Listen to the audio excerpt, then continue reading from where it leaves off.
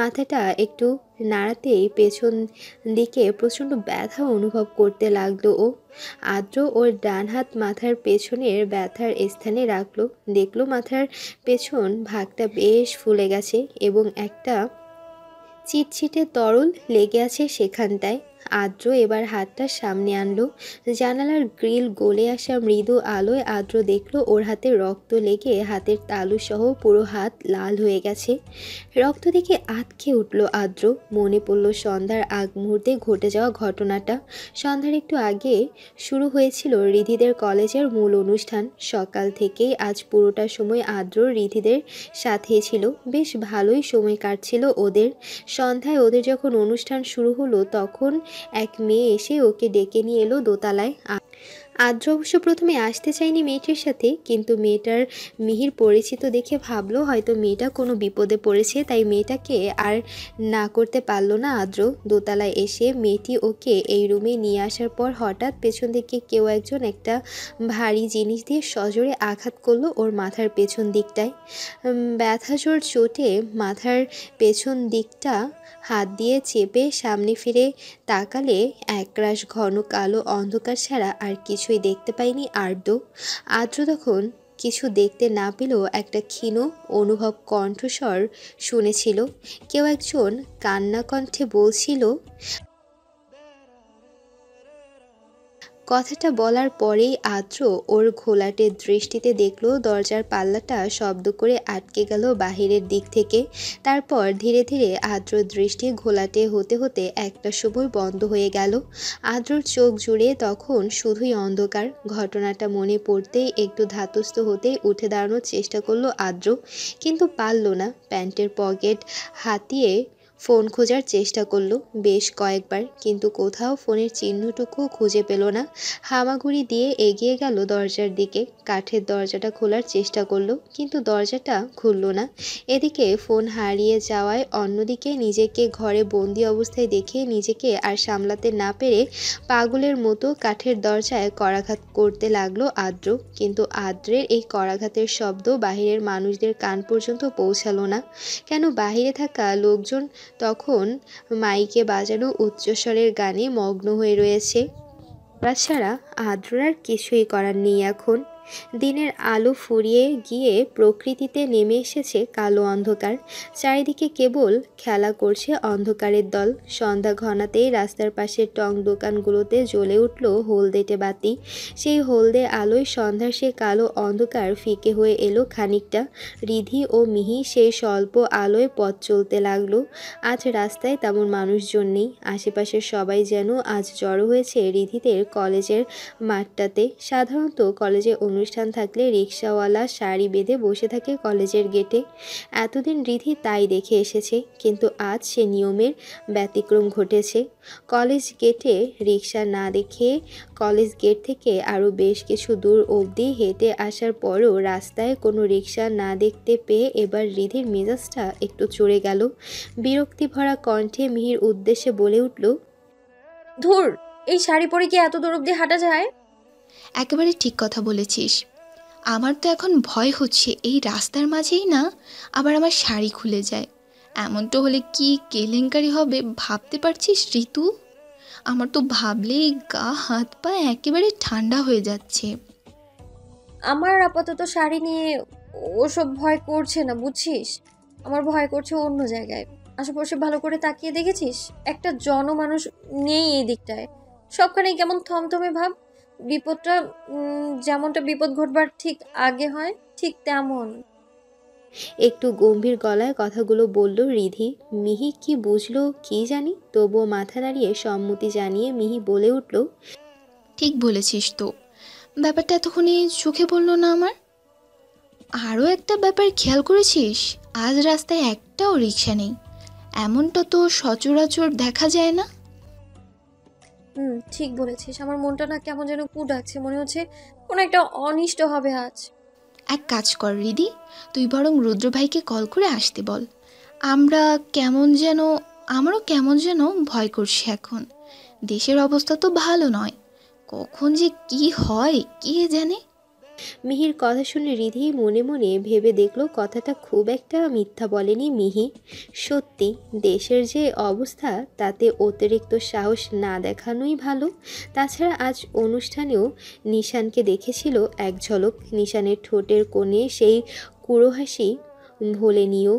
তাই আর দেরি না করে রিধি ও পার্স থেকে ফোনটা বের করতে যাবে এমন সময় কয়েকজন সুঠামদেহী লোক এসে দাঁড়ালো ওদের সামনে। মিহি লোকগুলোকে দেখে ভয়ে রিধির হাত আঁকড়ে ধরল। রিধি নিজেও ভয় পেয়েছে অনেক। একে তো ওরা দুজন মেয়ে, তার উপর আজ আশেপাশে কোনো মানুষজনও নেই। রিধি কাঁপা কাঁপা গলায় লোকগুলোর উদ্দেশ্যে বলল, কে আপনারা? এভাবে পথ কেন আটকে দাঁড়ালেন? লোকগুলো রিধির কথা শুনে বিকট শব্দে হাসতে হাসতে বলল, তোমাদের চাই সুন্দরী। আমাদের মানে মগের মূল্য পেয়েছেন নাকি? তোমাদের মানে তোমাদের দুজনকে চাই। এখানে আর না থেকে আমাদের সাথে চলো সুন্দরী। কথাটা বলে লোকগুলো এক পা দুপা করে এগিয়ে আসতে লাগলো ওদের দুজনের দিকে। রিধি বুঝতে পারলো এভাবে এখানে দাঁড়িয়ে থাকলে ওরা নিস্তার পাবে না। তাই মিহির উদ্দেশ্যে মৃদুস্বরে বলে উঠল, মিহি দ্রুত কলেজের দিকে দৌড় দে। এইখানে দাঁড়িয়ে থাকলে চলবে না, আমাদের দ্রুত সম্ভব কলেজে যাওয়া লাগবে। একবার কলেজের ভেতরে ঢুকলে ওরা আমাদের আর খুঁজে পাবে না।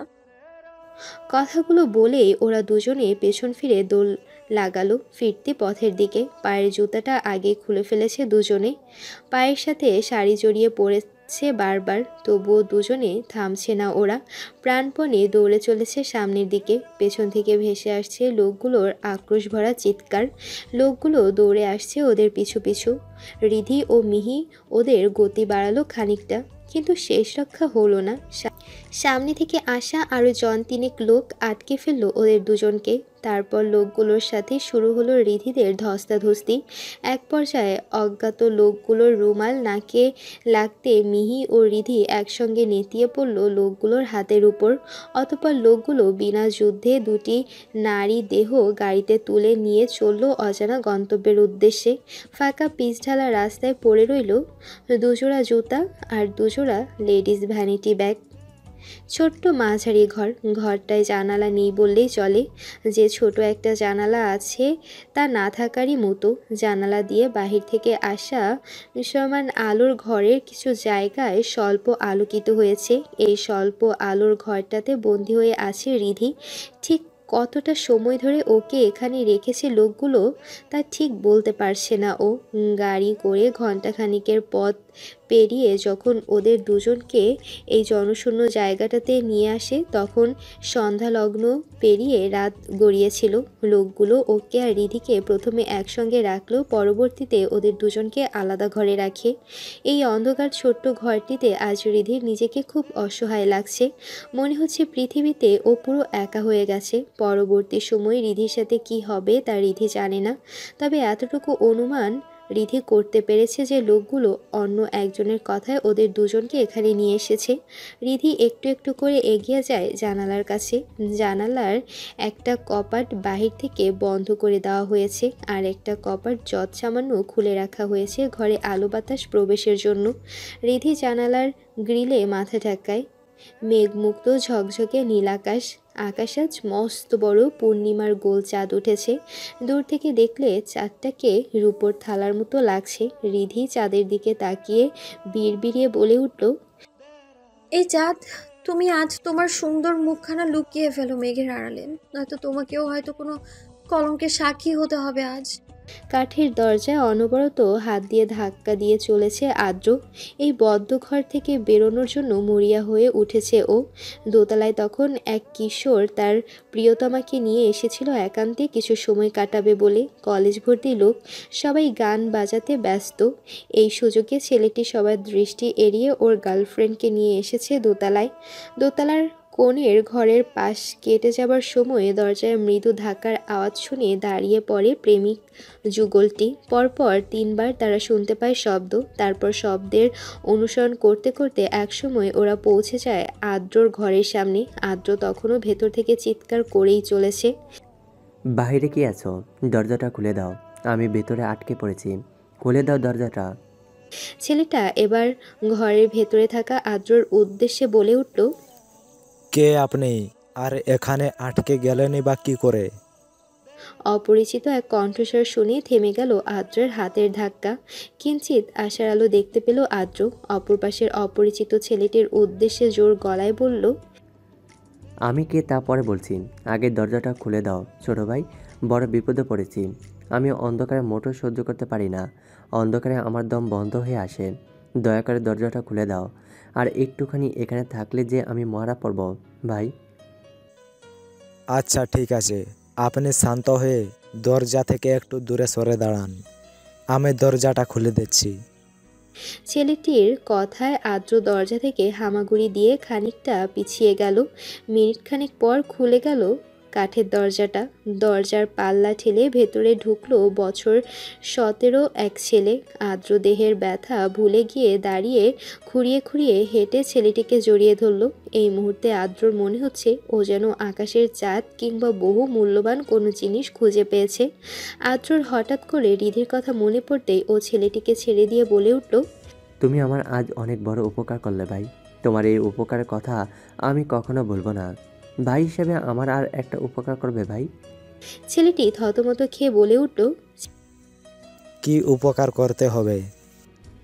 তোমার ফোনটা মিনিট খানেকের জন্য দিবে ভাই? একটা জরুরি কল করব। আসলে আমার ফোনটা খুঁজে পাচ্ছি না, হয়তো কেউ চুরি করে নিয়েছে। ছেলেটির মুখে কোনো কথা না বলে পকেট থেকে ফোনটা বের করে এগিয়ে দিল আদ্রর দিকে। আদ্র দ্রুত ফোনটা নিয়ে ডায়াল করলো রুদ্রের নাম্বারে। ভাগ্য ভালো, একবার রিং হতেই রুদ্র কলটা রিসিভ করলো। আদ্র রুদ্রকে কিছু বলার সুযোগ না দিয়ে নিজেই বলে উঠল, রুদ্র, এখন বেশি কথা বলার মতো সময় নেই, আমি যা বলছি মন দিয়ে শোন।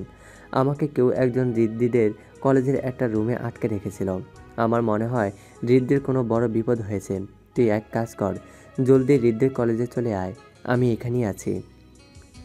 রুদ্র কথা বাড়ায়নি। রুদ্র জানে আদ্র কতটা দায়িত্ববান ছেলে। ওকে যদি কেউ ঘরবন্দি করে রাখে তবে তার অর্থ সত্যি রিধি বড় কোনো বিপদে পড়েছে। তাই রুদ্র বলে উঠল, তুই কলেজ গেটে থাক, আমি আসছি। বলেই কলটা কেটে দিল রুদ্র। আদ্র ছেলেটাকে ফোনটা ফেরত দিয়ে অপরিচিত ছেলেটির সাহায্যে সিঁড়ি বেয়ে নিচে নামতে লাগলো। জানালায় দাঁড়িয়ে চাঁদের পানে তাকিয়ে থাকতে থাকতে কতক্ষণ কেটে গেছে রিধি জানে না। হঠাৎ একটা ক্যাচ শব্দ শুনে ধ্যান কেটে সম্মতি ফিরল ওর। পেছন ফিরে তাকালো রিধি। দরজার পাল্লাটা শব্দ করে খুলে গেল মিনিট খানিকের জন্য। বাইরে থেকে আসা মৃদু আলোয় রিধি দেখলো খোলা দরজা ঠেলে ভেতরে ঢুকছে এক সুঠামদেহী পুরুষ। ভয়ে আটকে গেল রিধি। লোকটি ভেতরে ঢুকতেই আবারও শব্দ করে বাহির থেকে লাগিয়ে দেওয়া হলো দরজাটা। রিধি দেখলো ভেতরে আসা অপরিচিত লোকটি মৃদু টলছে। লোকটি এলোমেলো পায়ে টলতে টলতে আরও খানিকটা সামনে এগিয়ে এসে দাঁড়ালো। বাহিরের হলদে আলো এবার সরাসরি এসে পড়ল লোকটির মুখের উপর। লম্বাটে এক শ্যামবর্ণ মুখশ্রী ধরা দিল রিধির দৃষ্টিতে। আরও একবার অজানা ভয়ে আটকে উঠল রিধি। ভয়ে জড়ানো কণ্ঠে মৃদু স্বরে বলে উঠল, নিশান। রিধির গলার স্বর শুনতে পেয়ে ঘরে ঢুকে আসা ছেলেটা এবার বিকট হাসি দিল। ছেলেটির সে ভয়ানক হাসি ঘরের দেয়ালে ধাক্কা খেয়ে প্রতিধ্বনি হয়ে বারবার ফিরে আসতে লাগলো রিধির কানে। রিধি ভয়ে দুহাতে কান চেপে রইল। ধীরে ধীরে কমে এলো ছেলেটির হাসির তোর। ছেলেটি জড়ানো গলায় এবার বলে উঠল, যাক, আমাকে চিনতে পেরেছিস তাহলে। আমি তো ভাবলাম তুই তোর নগরের প্রেমে পড়ে আমার মুখটাই ভুলে গিয়েছিস। রিধি মৃদু গলায় জানতে চাইল, আমাকে এখানে নিয়ে এসেছো কেন? কি চাই তোমার? নিশান ধীরে ধীরে এগিয়ে এলো রিধির দিকে। রিধি আরও খানিকটা জানালার সাথে লেগে দাঁড়ালো। জানালার শিক এসে লাগলো রিধির পিঠ বরাবর। নিশান আর রিধির মধ্যে এখন হাত দুয়েকের দূরত্ব। নিশানের মুখ থেকে আসা বোটকা কটু গন্ধে রিধির গা গোলাতে লাগলো। নিশান রিধির গালের ওপর ছড়িয়ে পড়া চুলগুলো কানের পেছনে রেখে রিধির চুলের পেছন ভাগটা জোরে চেপে ধরে কর্কশ কণ্ঠে বলে উঠল, তোকে চাই আমার, তোকে চাই। কতদিনের স্বপ্ন আমার তোকে একান্ত নিজের করে পাবার, কিন্তু আফসোস আজ সেই পাওয়াটা অন্যভাবে আদায় করতে হবে আমার। তোকে না হয় সেদিন আমি কয়েকটা খারাপ কথা শুনিয়েছিলাম, তাই বলে তোর নগরকে ডেকে এনে আমাকে মার খাইয়ে বই দেখাবি? তুই কি ভেবেছিস সামান্য কয়েকটা মার খেয়ে আমি আমার অপমান ভুলে যাব? হুম, নিশান কখনো তার অপমান ভুলে না, ভুলতে পারে না। সেদিনের সেই অপমান আমাকে গত 2 মাস ঘুমাতে দেয়নি। আমি আরও আগেই এর প্রতিশোধ তুলতাম যদি ওই লম্বু ছেলে তোর সাথে না থাকতো।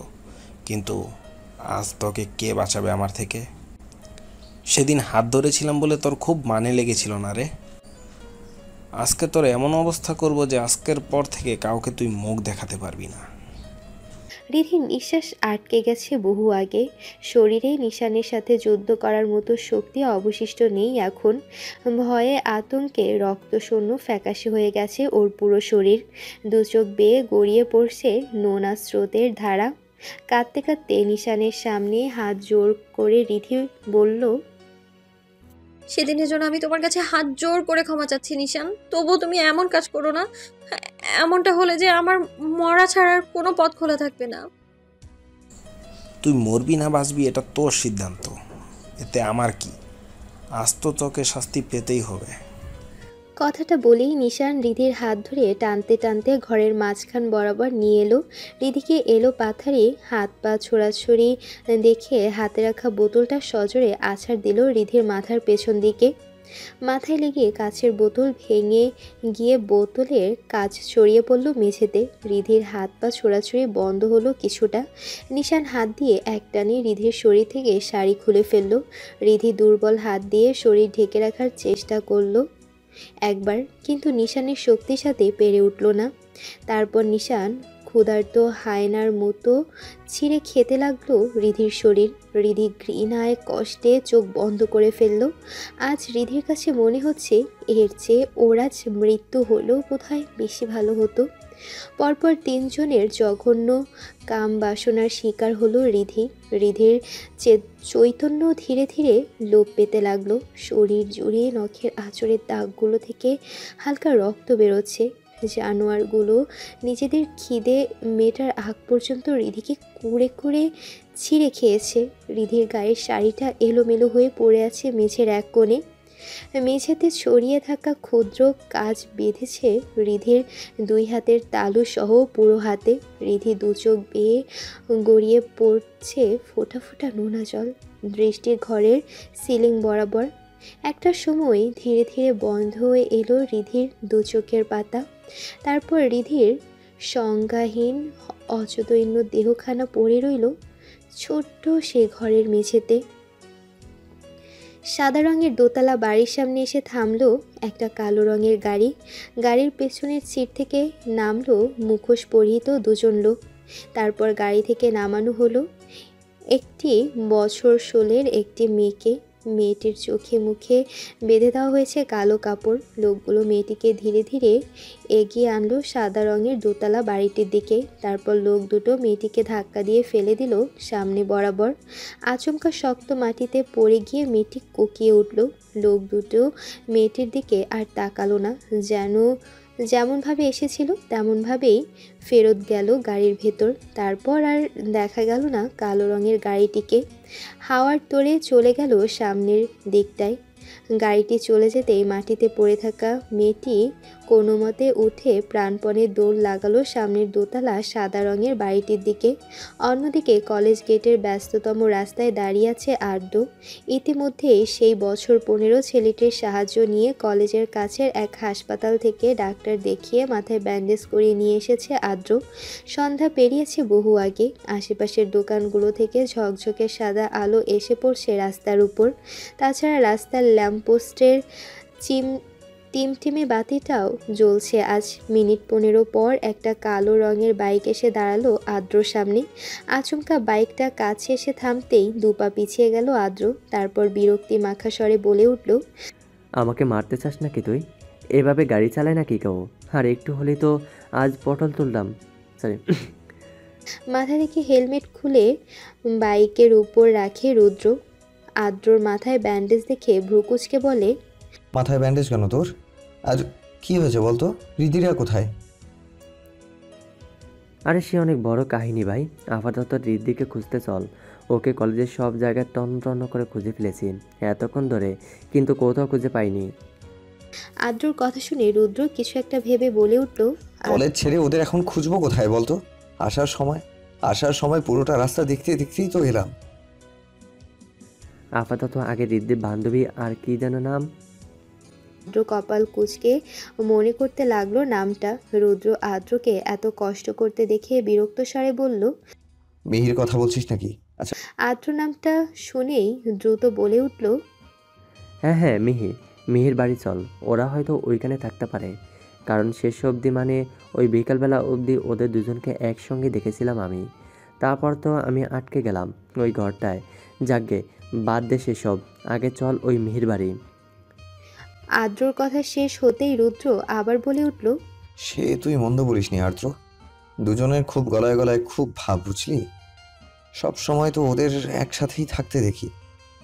রুদ্রর কথা শেষ না হতেই ওর প্যান্টের পকেটে থাকা ফোনটা কেঁপে উঠল।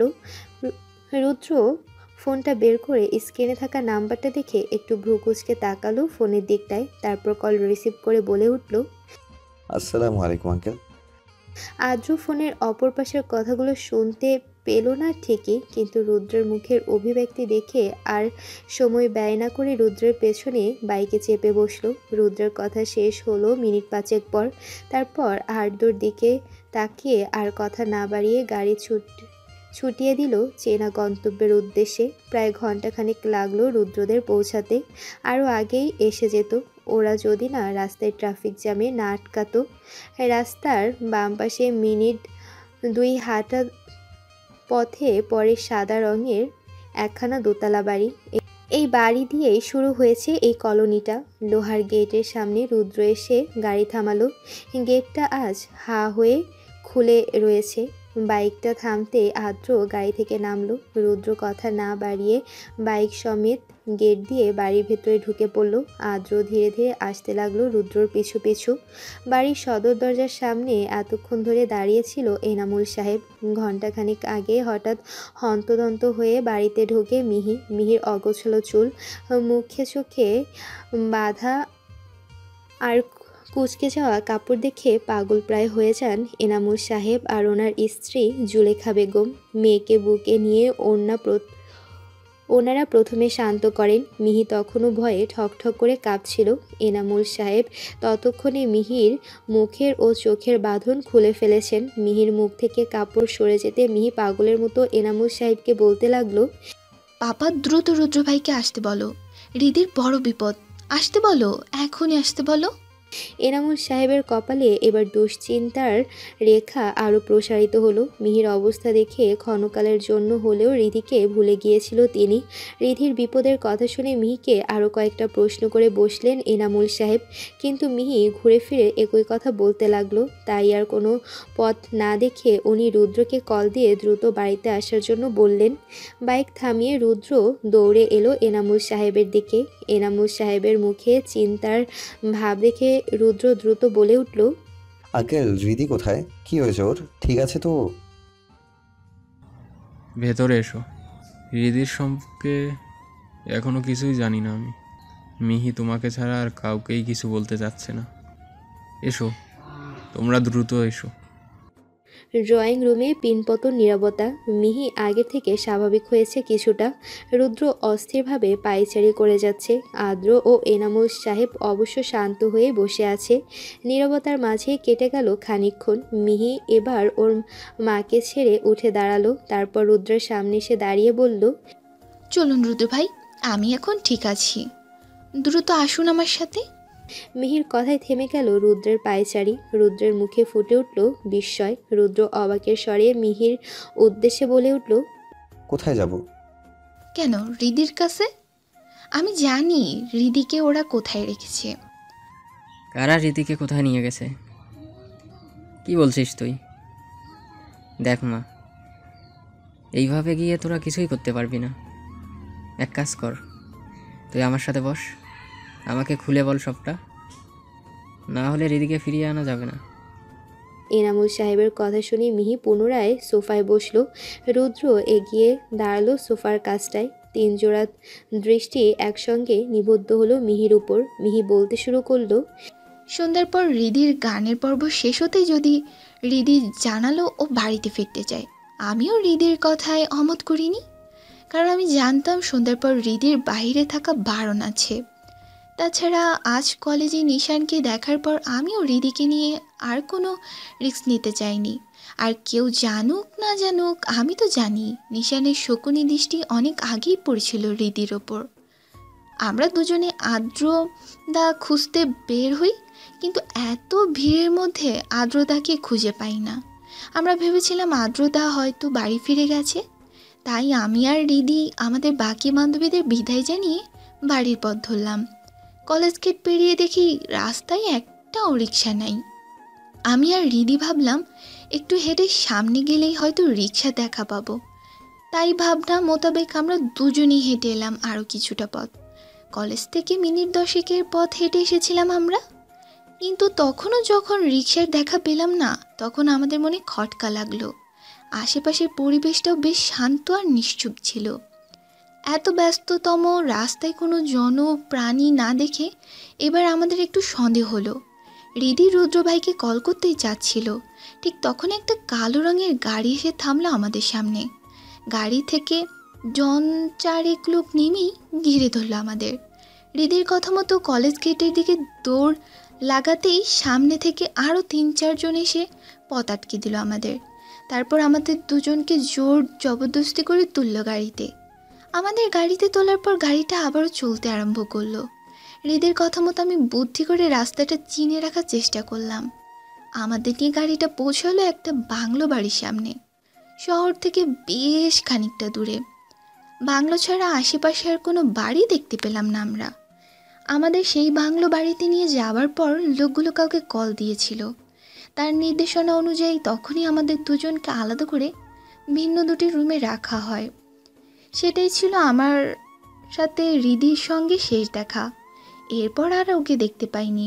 ঘন্টা 2 পর লোকগুলো আচমকা আমার ঘরে ঢুকে আমার চোখে মুখে কালো কাপড় বেঁধে দিয়ে আমাকে আমার বাড়ির সামনে ফেলে দিয়ে যায়। তবে আনার আগে আমাকে শাসিয়ে আনে যেন আমি কারোর সামনে মুখ না খুলি। যদি আমি কাউকে বলে দেই তবে ওরা হৃদির ক্ষতি করে ফেলবে। মিহি ওর কথা শেষ করে আবার কান্নায় ভেঙে পড়ল। রুদ্র টলতে টলতে 2 পা পিছালো। এরপর এগিয়ে এসে মিহির হাত ধরে হ্যাচকা টান দিয়ে মিহিকে দাঁড় করিয়ে বলে উঠল, এখনই চলো আমার সাথে, আমাদের এখনই যাওয়া প্রয়োজন, নয়তো ওরা হৃদির কোনো ক্ষতি করে দিতে পারে। এনামুল সাহেব দাঁড়িয়ে রুদ্রের কাছে এসে কাঁধে হাত রেখে বলে উঠলেন, না হলে হৃদিকে ফিরিয়ে আনা যাবে না যে। দেখো রুদ্র, আমি তোমার মনের অবস্থা বুঝতে পারছি। আমি জানি তুমি হৃদিকে কতটা ভালোবাসো। শুধু তুমি নাও, আমরা সবাই হৃদিকে খুব ভালোবাসি। তবে এখন আমাদের কোনো ভুল পদক্ষেপ নেওয়া যাবে না। দেখো, আমরা জানি না লোকগুলো কালা ছিল, তাই এমন হুটহাট করে কোনো রকম বন্দোবস্ত ছাড়া বেরিয়ে পড়া উচিত হবে না। আমাদের একটা ভুল পদক্ষেপের মাসুল কিন্তু হৃদিকে দিতে হবে। তাই আমি বলি কি, তাড়াহুড়ো না করে একটু ভেবে চিন্তে কাজ করি। এনামুল সাহেবের কথায় রুদ্রর মনের অস্থিরতা কিন্তু কমলো না। রুদ্রর অস্থিরতা দেখে এবার এগিয়ে আসলো আদ্র। আদ্র হঠাৎ করে সেই মেয়েটির কথা মনে পড়ে গেল, তাই আদ্র একটু জোরেই বলে উঠল, এখন বুঝতে পেরেছিস আমাকে এভাবে ঘরবন্দি করে রাখার কারণ? আমি শতভাগ নিশ্চিত হৃদির কিডন্যাপের পেছনে নিশানের হাত আছে। তোর কথা যদি সত্যি হয় তবে এইবার নিশানকে আমার হাত থেকে কেউ বাঁচাতে পারবে না। আমার হৃদের গায়ে ও যদি একটা আঁচও কাটে তবে আমি ওকে আজ দুনিয়া ছাড়া করব। এর আগে তো কেবল হাসপাতালে পাঠিয়েছিলাম, এবার ওকে আমি মর্গে পাঠাবো। এখন তাহলে আমাদের আরও সতর্ক হতে হবে। এই আদ্র তোমাকে ঘরবন্দি করছিল মানে বুঝলাম না, কি ঘটছিল তোমার সাথে? আঙ্কেল, রিদ্ধি যখন গান গাইবার জন্য স্টেজে উঠে ঠিক তখনই রিদ্ধিদের কলেজের একটা মেয়ে এসে আমার কাছে সাহায্য চায়। আমি মেয়েটার রিদ্ধির সাথে এর আগেও অনেকবার কথা বলতে দেখেছিলাম দেখে সন্দেহ না করে মেয়েটিকে সাহায্য করার জন্য ওর সঙ্গে দোতলায় চলে যাই। মেয়েটি আমাকে দোতলার একেবারে শেষের দিকে একটা ঘরে নিয়ে গিয়ে পেছন থেকে বাড়ি কিছু দিয়ে আমার মাথায় আঘাত করে। আঘাতের কারণে আমি মেঝেতে লুটিয়ে পড়ি। মেয়েটি আমার ফোন নিয়ে নেয় তখনই। তারপর আমাকে ঘরের ভেতর রেখে বাইরে থেকে দরজা আটকে দেয়। সাংঘাতিক ছেলে দেখছি নিশান। তার মানে হৃদিকে কিডন্যাপ করার প্ল্যানটা অনেক আগে থেকে করে রেখেছিল ওই সদ, কিন্তু আদ্রর কারণে বা সামহাও অন্য কোনো কারণে প্ল্যানটা সাকসেস করে উঠতে পারিনি, তাই আজ সুযোগের সদ্ব্যবহার করেছে শয়তানটা। প্রথমে আদ্রকে কৌশলে সরিয়ে দিয়েছে যেন ওর লোকজন রীতিকে কিডন্যাপ করতে না পারে। না না, আর দেরি করা ঠিক হবে না। তোমরা আমার সাথে থানায় চলো, এখন যা করার পুলিশ করবে। কথাটা বলে জুলেখা বেগমকে রেখে এনামুল সাহেব সহ বাকি 4 জন বেরিয়ে পড়ল বাড়ি থেকে। গন্তব্য থানা। ইন্সপেক্টর মানব দাসের সামনে বসে আছে আদ্র, রুদ্র, মিহি আর জনাব এনামুল সাহেব। রুদ্ররা সবিস্তারে সবকিছু খুলে বলার পর ইন্সপেক্টর দাস বললেন, আমাদের বোধহয় আর দেরি করা ঠিক হবে না। যদিও 24 ঘন্টার আগে আমরা মিসিং ডায়েরি নেই না, তবুও আপনারা এখনই নিসানের নামে একটা কিডন্যাপিংয়ের এফআইআর করুন। শুধু কিডন্যাপিংয়ের এফআইআর করব? এখন আপাতত একটাই করুন, পরে আরও চার্জ লাগানো যাবে। এই হিরণ ওদের এফআইআরটা লিখে নাও তো। আর শোনো, কয়েকজনকে নিয়ে আমি এখনই বেরোবো। তুমি আশিসকে গাড়ি বের করতে বলো। এফআইআর শেষে যখন রুদ্ররা থানা থেকে বেরোলো তখন রাত আরও খানিকটা গভীর হয়ে এসেছে। রাতের নিস্তব্ধতা বেড়ে গেছে আরও খানিকটা। রাস্তাঘাটে মানুষের ভিড় এখন আর তেমন একটা নেই। যান্ত্রিক যানবাহনের সংখ্যাও কমে গেছে অনেক। রাস্তা প্রায় ফাঁকা। রাস্তায় ট্রাফিক জ্যাম না থাকায় রুদ্রদের বাড়িটা বিনা বিঘ্নে এগিয়ে চলেছে সামনের দিকে। শহর পেরিয়ে রুদ্রদের গাড়ি ছুটে চলেছে উপশহরের দিকে। এদিকে ইট পাথরের কংক্রিটের দেয়ালের ঘনত্ব কমে গিয়ে ধীরে ধীরে প্রকাশ পাচ্ছে সবুজ গাছপালা আর মাঝারি সাইজের খেলার মাঠগুলো। আকাশের পূর্ণিমার চাঁদের আলো এসে পড়ছে গাছের পাতা ও নরম ঘাসের উপর। পুরো এলাকাটা উজ্জ্বল হয়ে আছে চাঁদের আলোয়। পথ চলা শেষ হয়ে গাড়ি এসে থামলো একটা প্রকাণ্ড বাংলোর সামনে। গাড়ি থেকে নামলো রুদ্ররা দেখলো বাংলোটা অনেক পুরাতন। বাংলোর রং করা দেয়ালগুলোতে জমেছে সবুজ রঙের শ্যাওলার আস্তরণ। বাড়ির সদর দরজা লোহার গেটটা ভেঙে গিয়ে একপাশে হেলে পড়েছে সেইটা। আশেপাশে আর কোনো বাড়ি দেখতে পেল না রুদ্র সবার আগে এগিয়ে গেল বাংলোর দিকে। বাংলোটা দোতলা বিশিষ্ট। নিচতলার সদর দরজাটা খোলাই ছিল, তাই রুদ্রর বাংলোর ভেতরে ঢুকতে খুব একটা অসুবিধা হলো না। বাংলোর ভেতরে ঘুটঘুটে অন্ধকারে রুদ্র নিজের হাতখানাও দেখতে পারছে না, তাই রুদ্র ওর পকেট থেকে ফোনটা বের করে ফোনের টর্চ লাইটটা ধরালো। ফোনের টর্চের সাদা আলোয় কেটে গেল বাংলোর ভেতরের অন্ধকার। রুদ্র পা বাড়ালো। বাংলোর ভেতরের আসবাবপত্রগুলো তখনও সাদা কাপড় দিয়ে মোড়ানো রয়েছে। দেখে মনে হচ্ছে অনেক দিন হলো এই বাংলোয় কারো পা পড়েনি। নিচ তলায় একটা বড় ডাইনিং, ড্রয়িং রুমে আর রান্নাঘর ছাড়া আর কিছুই দেখা পেল না রুদ্র। ড্রয়িং রুমের পাশ দিয়ে বেঁকে ওঠা সিঁড়িটার এবার পা রাখল ও। অজানা ভয়ে গলা শুকিয়ে কাঠ হয়ে আছে রুদ্রর। হাত পা ইচ্ছুক কাঁপছে ওর। সিঁড়ির রেলিং ধরে যখন দোতলা পেরোলো তখন রুদ্রের চোখে পড়ল এক লম্বা করিডোরে ঠিক শেষ প্রান্ত থেকে শুরু হয়েছে 3টা মাঝারি আকারের ঘর। রুদ্র ধীর পায়ে এগিয়ে গেল ঘরগুলোর দিকে। প্রথম দুটো ঘরে তালা দেখে রুদ্র এবার এগিয়ে গেল 3য় নাম্বার ঘরের দিকে। 3য় নাম্বার ঘরের সামনে এসে থেমে গেল রুদ্রের পা। ধীরে অতি ধীরে এগোতে লাগলো রুদ্র। ঘরের সামনে পড়ে থাকা 3টে মানব শরীর দেখে কপাল কুঁচকে গেল ওর। রুদ্রর পেছন থেকে কেউ একজন ফিসফিসিয়ে বলে উঠল, ওদেরকে দেখে তো মনে হচ্ছে এরা নেশায় একদম বুঁদ হয়ে পড়ে রয়েছে। আপনি এক কাজ করুন রুদ্রবাবু, আপনি বরং ঘরের ভেতরে যান, গিয়ে দেখুন আপনার বোন, মানে কি যেন নাম বলেছিলেন? ও হ্যাঁ, মনে পড়েছে। বেশিরভাগ সময় এমন অবস্থায় ভিকটিমের অবস্থা, মানে আমি কি বোঝাতে চেয়েছি হয়তো বুঝতে পেরেছেন আপনি ভেতরে যান। প্রয়োজন হলে একজন মহিলাকেও নিয়ে যেতে পারেন, আমরা বাহিরের দিকটা সামলাচ্ছি। রুদ্রর কথাগুলো শুনে আর দেরি করলো না। দরজার বাহিরে পড়ে থাকা 3টে মানব শরীরকে ডিঙিয়ে যাবার সময় পা দিয়ে হালকা প্রহার করে রুদ্র প্রবেশ করলো ছোট্ট ঘুপচি ঘরটায়। এই ঘরটা চাঁদের মৃদু আলোয় একটু আলোকিত। অন্ধকার অনেকটাই ফিকে হয়ে এসেছে এখানটায়। ফোনের টর্চের আলোতে প্রথমে ঘরের সামনের দিকটা আলোকিত হলো, কিন্তু কারুর দেখা মিলল না। তাই রুদ্র জোরে করে ডেকে উঠল রিধির নাম ধরে। এবার কাজ হলো। ঘরের বাম কোণার দিক থেকে শোনা গেল মৃদু কোকিয়ে ওঠার আওয়াজ। কেউ খুব ধীরে ধীরে কাতরাচ্ছে। রুদ্র সেদিকে পা বাড়িয়ে আরও 2 কদম হেঁটে যেতেই এবার স্পষ্ট শুনতে পেল কারো নিঃশ্বাসের শব্দ। বড্ড ধীরে, খুব ধীরে কেউ নিঃশ্বাস ফেলছে। মনে হচ্ছে নিঃশ্বাস ফেলতেও ভীষণ কষ্ট হচ্ছে তার। রুদ্র হাতের ফোনটা কাঁপা কাঁপা হাতে উঁচিয়ে ধরল বাম দিকের কোণাটার দিকে। টর্চের সাদা আলো এসে পড়ল হৃদের ক্ষতবিক্ষত শরীরটার উপর। মুহূর্তের মাঝে রুদ্রর হাতে থাকা ফোনটা বিকট শব্দ করে আছড়ে পড়ল মাটিতে।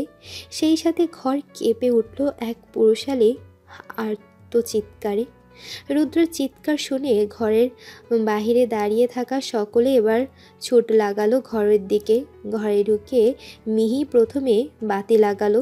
বাল্বের হলদে আলো ছড়িয়ে পড়ল পুরো ঘর জুড়ে। সকলে দেখতে পেল রুদ্র কাউকে জড়িয়ে ধরে অঝরে কেঁদে চলেছে।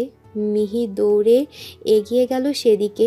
রিধির শাড়িবিহীন ক্ষতবিক্ষত শরীর দেখে মিহির সহ বাকি সকলের আর বোঝার কিছু বাকি রইল না যে রিধির সাথে কী ঘটেছে। ইন্সপেক্টর মানব দাসের মুখ থেকে বেরিয়ে এলো এক দীর্ঘশ্বাস। নিজের কর্মজীবনে অনেকবার এমন ঘটনার সম্মুখীন হয়েছিলেন তিনি। প্রথম প্রথম এসব দেখে ডুকরে কেঁদে উঠতেন তিনি। তবে এখন আর কাঁদেন না তিনি, শুধু মাঝে মাঝে চোখের পাতা ভরে ওঠে নোনা পানিতে। রুদ্র কেঁদেই চলেছে। পুরুষ মানুষের আত্মচিৎকার বড় ভয়ঙ্কর। পুরুষেরা সহজে কাঁদে না, কিন্তু যখন কোনো পুরুষ কাঁদে তখন পুরো পৃথিবী কাঁদে তার সাথে। এনামুল সাহেব এতক্ষণ ঠায় দাঁড়িয়েছিলেন দূরে।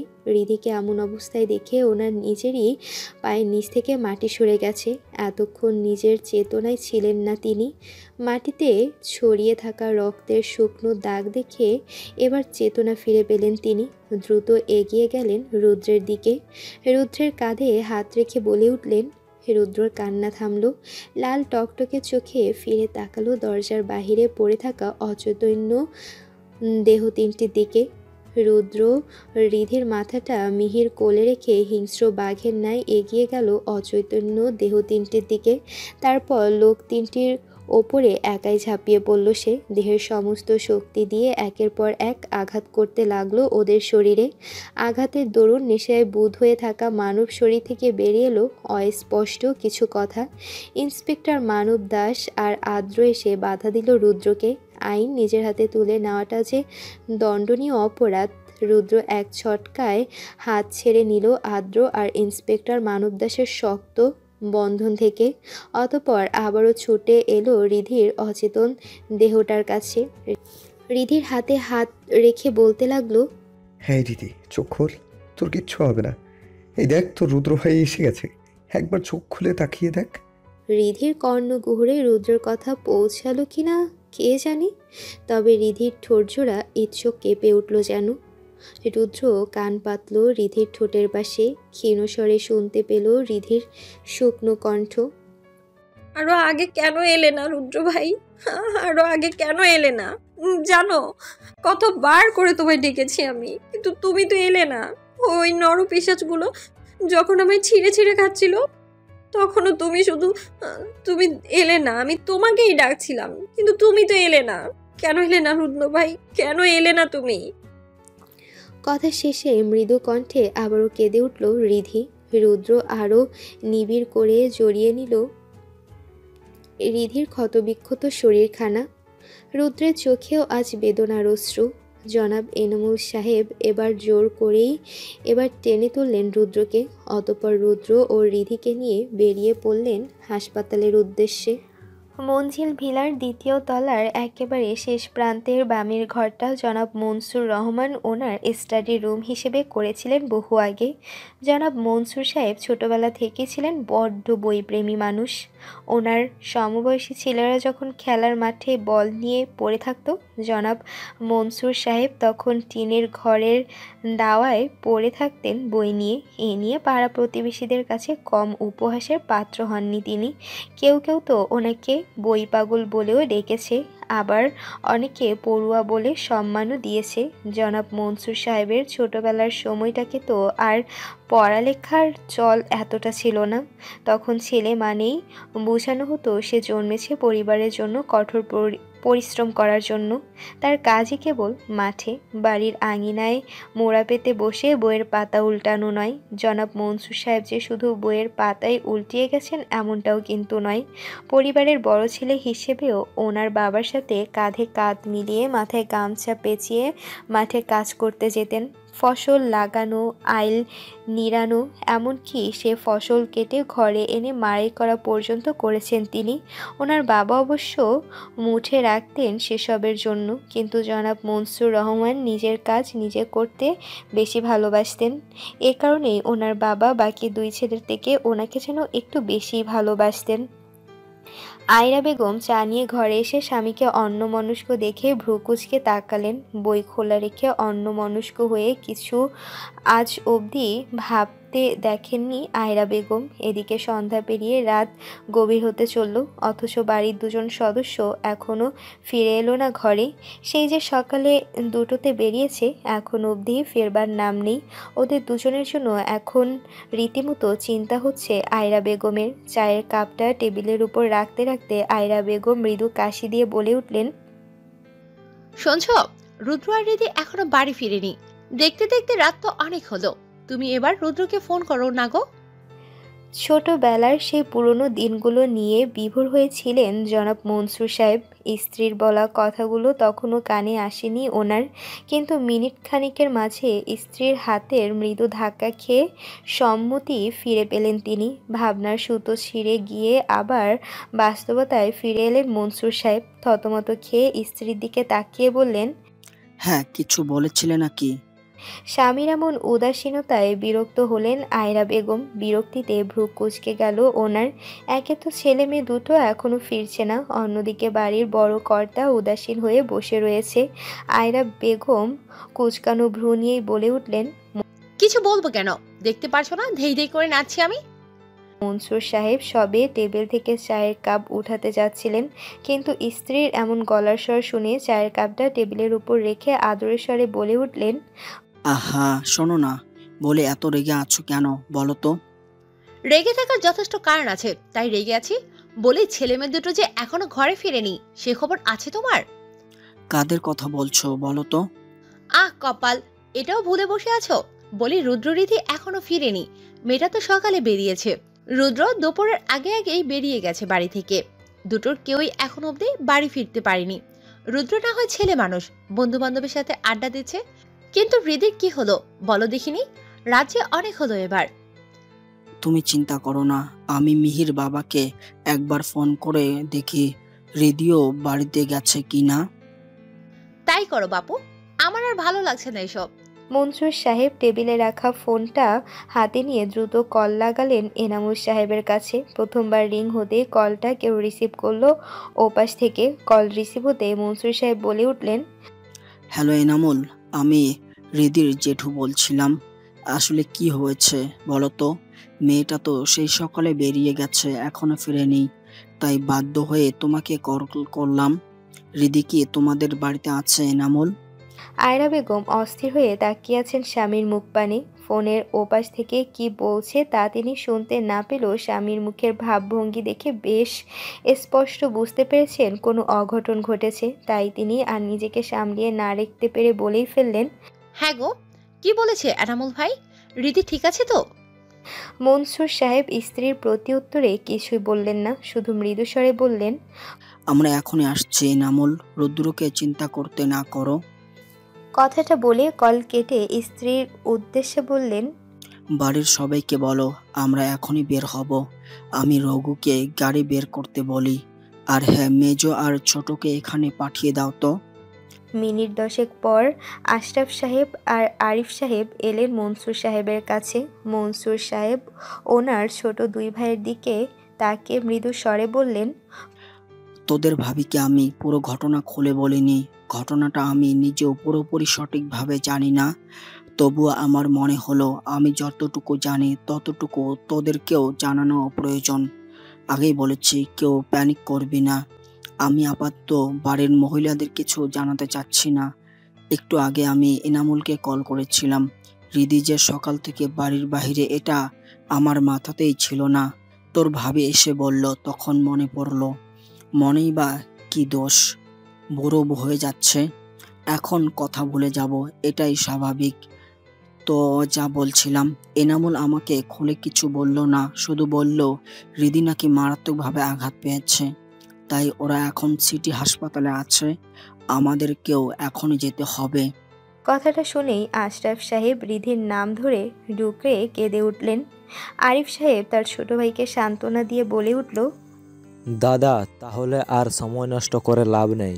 আমি রামুকে দুটো গাড়ি বের করতে বলি। তাই কর, যা করবি তাড়াতাড়ি কর। আমি দ্রুত আমার রিদিমার কাছে যেতে চাই। আরিফ সাহেব শুধু ঘাড় নাড়িয়ে ঘর থেকে বেরিয়ে গেলেন। আশরাফ সাহেব তখনও মেয়ের জন্য কেঁদেই চলেছেন। মিনিট 15-র মধ্যে বাড়ির সবাই মিলে রওনা হলো হাসপাতালের উদ্দেশ্যে। হাসপাতালের করিডোরের ফ্লোরে বসে আছে রুদ্র। অপারেশন থিয়েটারে নিয়ে যাওয়া হয়েছে রিধিকে। কাচের বোতলের ভাঙা অংশ, মাথার পেছন ভাগসহ বসে গেছে ওর পুরো শরীরে। রুদ্রের পরনের কাপড়ে এখনও রিধির তাজা রক্তের ছাপ লেগে রয়েছে।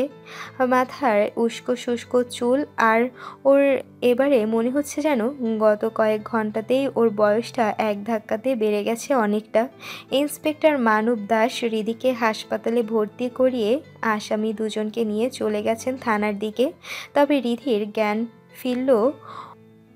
রিধির জ্ঞান ফিরলে ওনারা আবারও আসবেন বলে জানিয়ে দিয়ে গেছেন।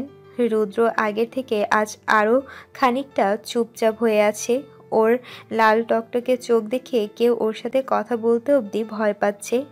আদ্রর মাথায় ড্রেসিং করিয়ে আবারও ভালো করে ব্যান্ডেজ করে দেওয়া হয়েছে। এনামুল সাহেব এগিয়ে এসে রুদ্রর কাঁধে হাত রেখে বললেন। রুদ্র মুখ ফুটে কিছু বলল না, শুধু বোবা প্রাণীর মতো ফ্লোরের দিকে এক দৃষ্টিতে তাকিয়ে রইল। অন্যদিকে নিশান এই মুহূর্তে বসে আছে ওর বাবার সামনে। ওর বাবা ইমতিয়াজ মাহমুদ একজন রাজনৈতিক বড় নেতা। রাজনীতিতে যোগ দেবার পর থেকে ওনার দাপট খানিকটা বেড়ে গেছে। সামনেই নির্বাচন। এখন যদি ওনার ছেলের এমন কুকীর্তির কথা লোকে জানলে ওনার কুর্সি তো রসাতলে যাবে। ইমতিয়াজ মাহমুদ একটু রাগী স্বরেই বলে উঠলেন, তোমাকে কতদিন বলছি নির্বাচনের আগে কোনো স্ক্যান্ডেল চড়াবে না, যাতে জনগণের সামনে আমার ইমেজ নষ্ট হয়। বাবার ধমক কানে আসতেই একটু নড়ে বসল নিশান। তবে ওর মধ্যে ভয় ঢর কিংবা অনুতাপ কোনটারই আভাস পাওয়া যাচ্ছে না। মদের প্রভাবটাও অনেকটাই কমে গেছে ওর। ভাগ্য ভালো ওর চরেরা আদ্রর বেরিয়ে আসার খবরটা ওকে জানিয়েছিল, তাই আগেভাগেই ওখান থেকে বেরিয়ে আসতে পেরেছে ও। না হলে এতক্ষণে নিশানের জায়গা হতো সোজা থানায়। নিশান মৃদু স্বরে বলে উঠল, বাবা, এত চিন্তা করছো কেন? আমি তো জানি একটা মেয়ে রেপের কথা ধামাচাপা দেওয়া তোমার কাছে বড় কোনো কাজই নয়। আর আইনজীবীর ব্যাপারটা তুমি কমিশনের উপর ছেড়ে দাও না।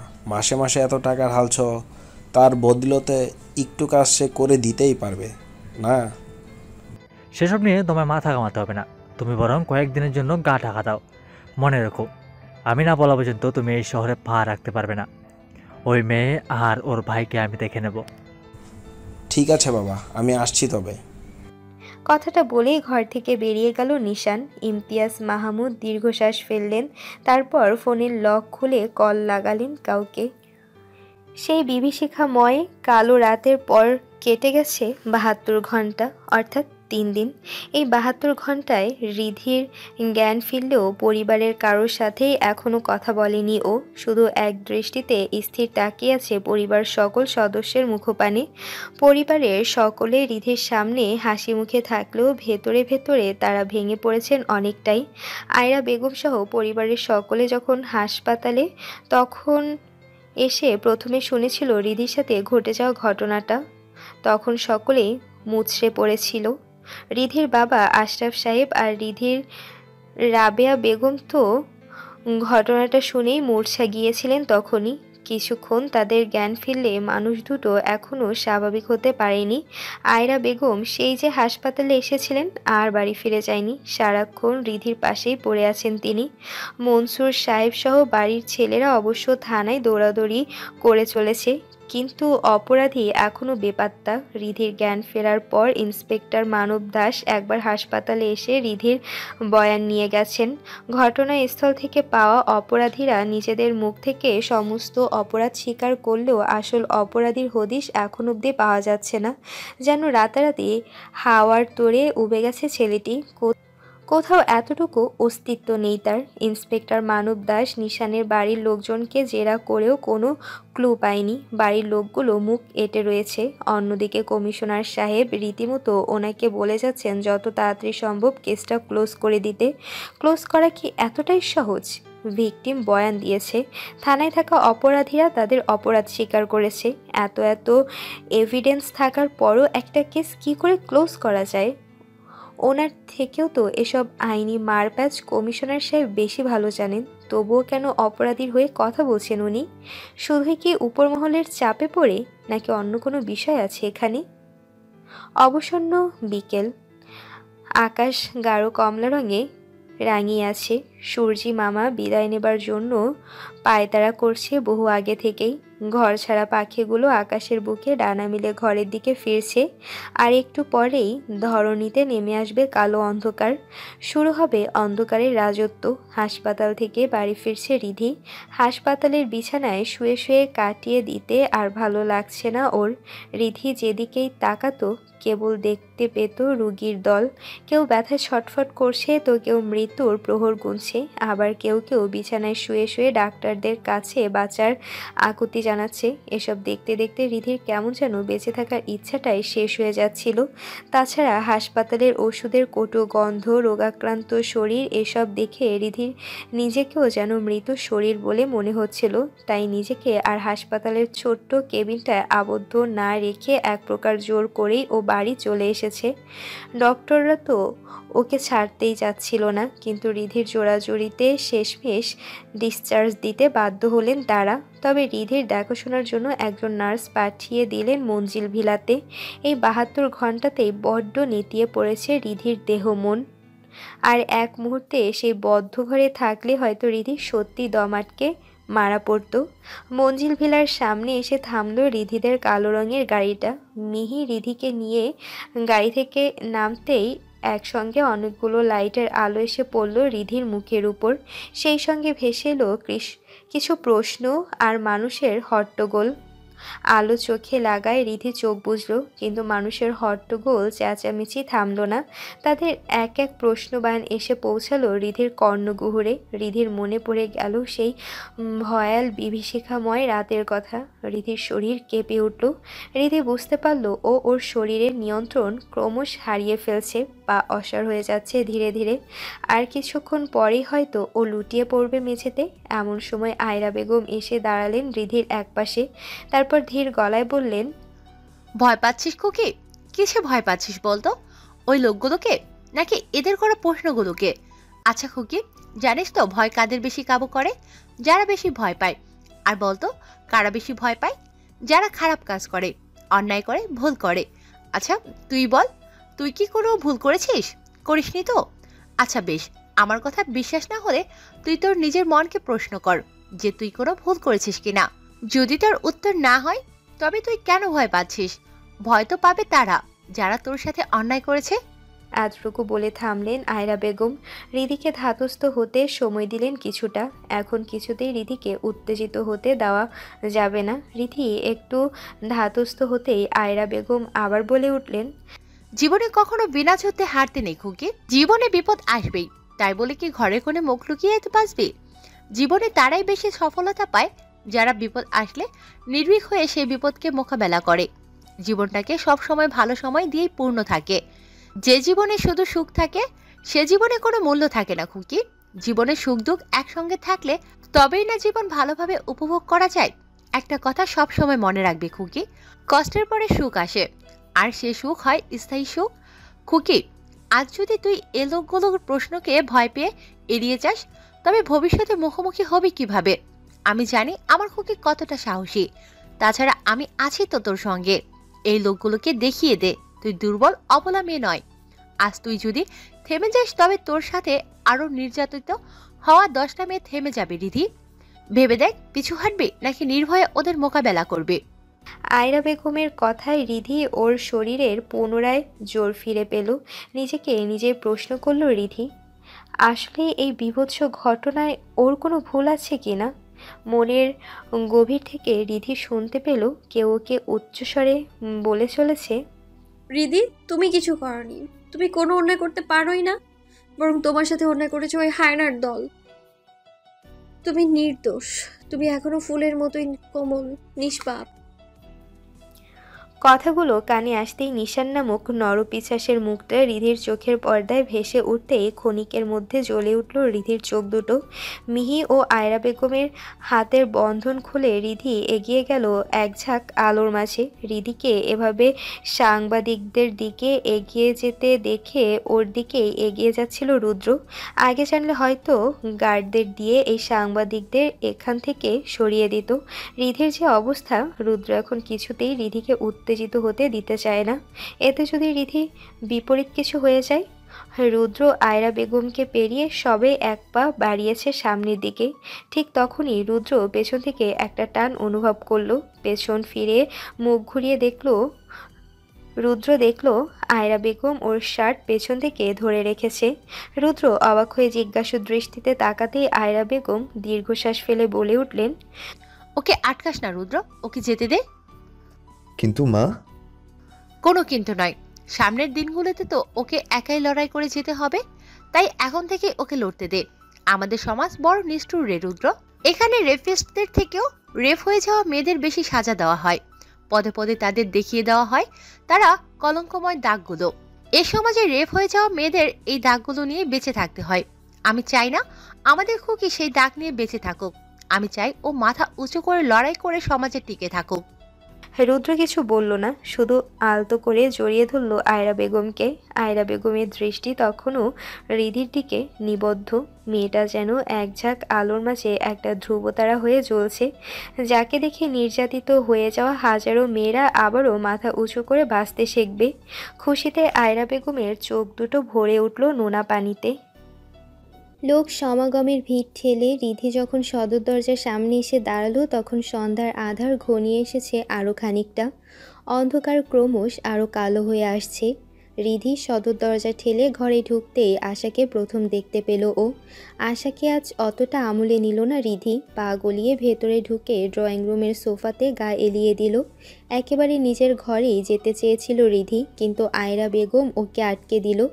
এতক্ষণে শরীরটা আরও বেশি ক্লান্ত লাগছে ওর। সোফায় গা এলিয়ে চুপচাপ এক দৃষ্টিতে সিলিংয়ের দিকে তাকিয়ে রইল রিধি। সাংবাদিকদের বিদায় করতে করতে কেটে গেছে ঘণ্টাখানিক সময়। বাড়ির প্রতিটা সদস্য এখন ড্রয়িং রুমে উপস্থিত। সবাই উৎকণ্ঠা নিয়ে বসে আছে আয়রা বেগম ও মনসুর সাহেবের কথা শোনার জন্য। ঘরে পিনপত নীরবতা। একসময় নীরবতার প্রহর শেষে আয়রা বেগম নিজেই বলে উঠলেন, তোমরা হয়তো ভাবছো এখন আমি আবার কি বলতে চাই। আসলে আমি নিজেও কখনো ভাবিনি এত খুশির সংবাদটা তোমাকে এমন পরিস্থিতিতে দিতে হবে। তবুও কথাটা বলতে আজ বাধ্য হচ্ছি। আমি আর তোমাদের দাদা মিলে আমার মরহুম শ্বশুরের কথা রেখে সিদ্ধান্ত নিয়েছি আজ এই মুহূর্তে রিধি আর রুদ্রের বিয়ে দেব আমি। সিদ্ধান্তটা বাবার ছিল, আমরা শুধু সে কথা রক্ষা করছি মাত্র। আয়রা বেগমের কথা শোনার পর ঘরে উপস্থিত সকলের মধ্যে একটা মৃদু চাঞ্চল্যের সৃষ্টি হলো। সবচেয়ে বেশি প্রতিক্রিয়া দেখা গেল রিধি আর রুদ্রের মাঝে। রিধি তো নিজের কানকেই বিশ্বাস করতে পারছে না। বিয়ে, এই একটা মাত্র কথা শোনার জন্য কতগুলো দিন অপেক্ষা করেছে ও, কিন্তু আজ সেই অপেক্ষার কথাটা শোনার পরেও কোনো রকম অনুভূতি হচ্ছে না ওর, বরং নিজেকে নিজের কাছেই আরও বেশি ছোট মনে হচ্ছে।